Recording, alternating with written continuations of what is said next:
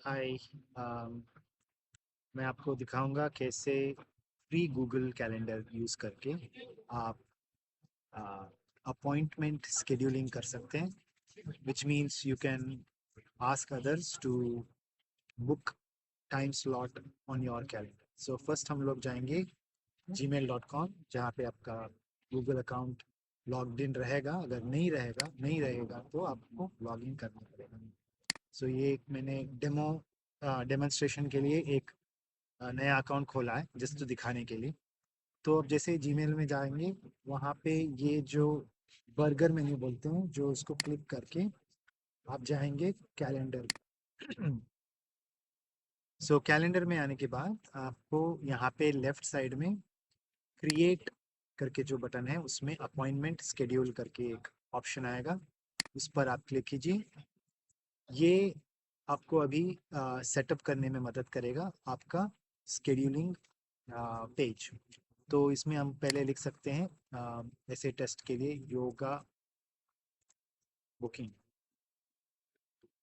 और appointment duration 1 our का रहेगा जैसे आपके क्लासेस हैं। ये आपको एवरी वीक रिपीट करना पड़ेगा। तो यहाँ पे आप मंडे थ्रू फ्राइडे, जो मंडे से फ्राइडे का जो आपका स्केड्यूल है वो यहाँ पे डाल सकते हैं। तो इसमें तो बाय डिफ़ॉल्ट 9 to 5 लिखा गया है। ये आपको चेंज कर सकते हैं। अगर आप सिर्फ 10 o'clock से लेके 3 o'clock तक अगर आप अवेलेबल है तो वो डाल सकते हैं। सो ऐसे आप मॉडिफाई कर सकते हैं, और आप ऐड भी कर सकते हैं। जैसे कि अगर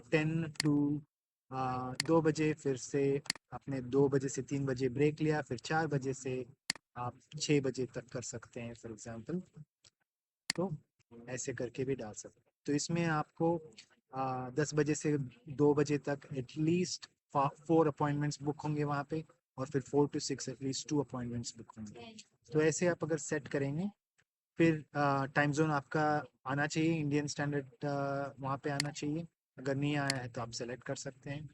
और एक स्केड्यूलिंग विंडो करके रहता है, जिसका मतलब कि आप मैक्सिमम टाइम इन एडवांस, मतलब अगर मुझे कल का बुक करना है आपके पेज पे, तो 24 आवर्स हुआ इसी टाइम के लिए। तो अगर कब तक एडवांस में बुक कर सकते हैं तो आप ये चेंज कर सकते हैं। फॉर एग्जांपल अगर सिर्फ एक दिन पहले ही बुक कर सकते हैं फॉर एग्जांपल, तो आप वन वन डे करके लिखिए। अगर 10 दिन पहले बुक कर सकते हैं तो 10 दिन। एक्चुअली जितना ज़्यादा रखेंगे उतना अच्छा है आपके लिए, क्योंकि आप फिर मॉडिफाई कर सकते हैं, वो रीस्केड्यूल कर सकते हैं वो वैसा। और minimum time before appointment start, तो अगर आज मैं इस दोपहर का अपॉइंटमेंट बुक करने के लिए कोशिश कर रहा हूँ, तो 4 आवर्स पहले ही, 4 आवर्स मिनिमम 4 आवर्स रहना चाहिए। तो this will also give you the flexibility. अगर आप 1 आवर रखते तो बहुत क्लोज हो जाएगा।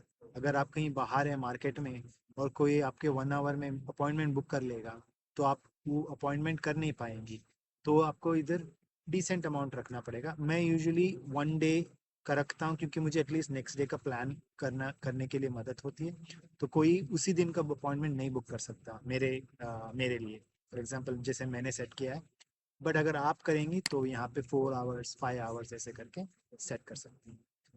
और यहाँ पे आप डेट्स का अवेलेबिलिटी भी चेंज कर सकते हैं। सो फॉर एग्जांपल अगर आप 9th से लेके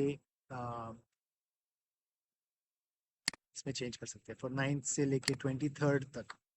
फॉर एग्जांपल अगर आप बिजी हैं तो वो आपको चेंज कर सकते हैं। तो दिस इज़ फॉर अगर कोई दिन में आप छुट्टी पे है या कहीं ट्रैवल कर रही हैं, तो आप यहाँ पे इंडिकेट कर सकते हैं कि ये जो जो भी स्केड्यूलिंग हो सकता है ना, वो इसके बीच में होगा। ये डेट्स अवेलेबिलिटी है। So for example January 23rd में ये सब अवेलेबिलिटी है फॉर एग्जांपल। अगर आपको ज़्यादा दिन रखना है तो you can click February 7th for example, या February 6th, शायद February 6 रखना पड़ेगा। तो इसमें आप अगर और डेट्स डाल सकते हैं, तो ऐसे स्पेसिफिकली कस्टमाइज भी कर सकते हैं। ठीक है।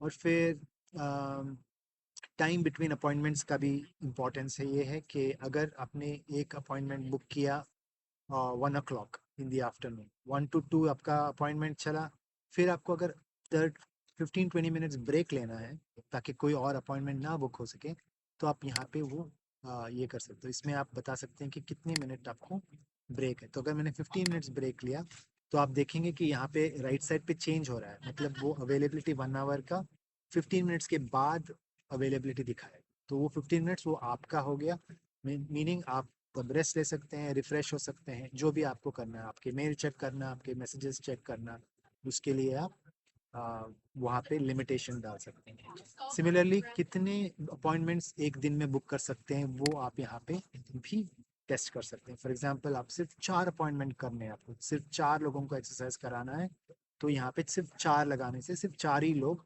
उस दिन में अपॉइंटमेंट बुक कर सकते हैं। ठीक है, तो ये सब हुआ। बट आप बता रही थी कि आपको आपके जो क्लाइंट्स है वो इतने स्मार्ट नहीं है, इन द सेंस स्मार्ट मतलब वैसे नहीं बता रहा हूँ, they are not tech savvy और टेक स्मार्ट नहीं है जहाँ पे वो लोग अपने आप खुद जाके बुक कर सके।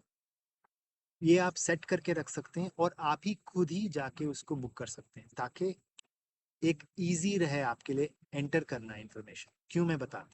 ठीक है, अभी मैंने सेव कर लिया इसको, और ये रहा कॉपी किया लिंक।